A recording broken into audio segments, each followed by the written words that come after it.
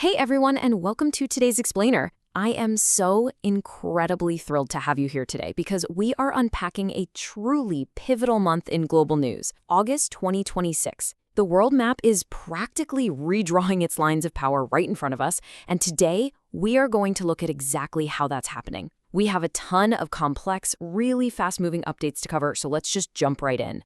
Here is our agenda for today. First, the Strait of Hormuz crisis. Second, global diplomatic tensions escalating. Third, shifting lines in global conflicts. Fourth, U.S. policy and politics. And finally, major security and medical breakthroughs. We'll be moving from immediate physical threats right into the global diplomatic chessboard and ending with some massive breakthroughs that are shaping our future. All right, kicking things off with Section 1, the Strait of Hormuz crisis. So here is the million-dollar question. Well, actually, scratch that. It's more like the multi-trillion-dollar question. Who actually controls the Strait of Hormuz right now? It's one of the world's most vital maritime choke points, handling a massive percentage of the global oil supply. Any shift in power here immediately impacts global energy prices and supply chains for all of us. Okay, let's dive into this, because it played out like a crazy chain reaction. Step 1. Iran fired 2 ballistic missiles near the strait, which instantly triggered the United Arab Emirates air defenses. Because of that, Step 2 happens. CNN data shows commercial shipping rapidly shifted into Omani channels for safety. And that shift, it sparked a brand new diplomatic dispute for Step 3. With traffic moving into Omani waters, Oman and Iran proposed a joint management and fee collection deal, and the U.S. stepped in to strongly oppose that arrangement. But what's truly fascinating, and honestly pretty alarming, is the specific nature of the targets Iranian military forces actually evaluated for potential further escalation. We aren't just talking about targeting local ships anymore. They evaluated going after undersea fiber optic cables and U.S. assets in southeastern Europe. Looking at undersea data cables marks a major pivot toward asymmetric, non-traditional warfare. That's literally targeting the backbone of global communications, not just physical trade. And amidst all this maritime chaos, you've got neighboring countries desperately trying to protect their own economies. Iraqi officials recently held meetings in Baghdad with the Iranian parliament speaker, Mohammad Bagher Ghalibaf. Essentially, Iraq is actively seeking a special transit status to make sure their own oil exports can safely make it through the strait. Watching regional players scramble to insulate themselves really proves just how profoundly unstable the region has become. Moving on to Section 2, global diplomatic tensions escalating. Because if physical choke points are contested, how are nations fighting on paper?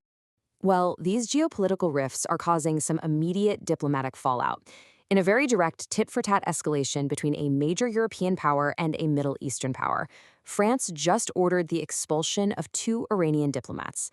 And this was a swift retaliation right after Iran's own recent expulsion of French diplomatic staff. It's a classic diplomatic freeze unfolding in real time.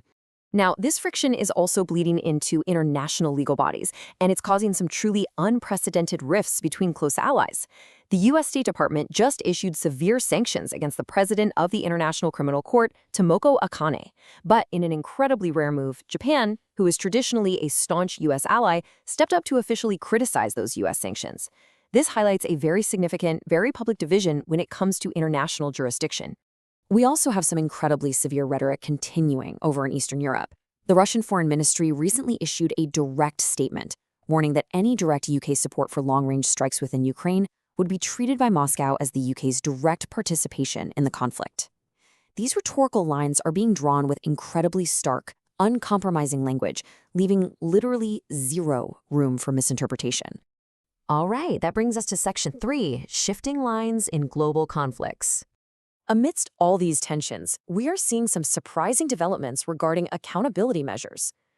Based on our August reports, the Israeli military announced the opening of criminal investigations into specific civilian and paramedic deaths in Gaza. This actually follows their own internal conduct reviews of the ongoing military operations, marking a significant administrative step regarding accountability during the conflict. Let's see how this builds. Because globally, we're also seeing some sudden, unexpected diplomatic access in historically isolated regions. Over in Syria, International Atomic Energy Agency, or IAEA, inspectors have suddenly been granted access to nuclear-related sites. Their goal is to verify stored uranium metal and graphite, which is a major step for international nuclear oversight. Meanwhile, in North Korea, reports have surfaced detailing some quiet U.S. administrative efforts currently underway. They're trying to arrange a potential diplomatic summit with North Korean leadership for later this autumn. Next up, Section 4, U.S. Policy and Politics. Let's pivot to some major shifts happening domestically and with bilateral agreements. 1,200. That is the exact number of deportees that the African nation of Liberia has formally agreed to receive from the United States over the next year, and this is being executed under a newly finalized bilateral migration agreement. Also, on the domestic immigration front, a new federal ruling just cleared the way for the U.S. Department of Homeland Security to end temporary protected legal status.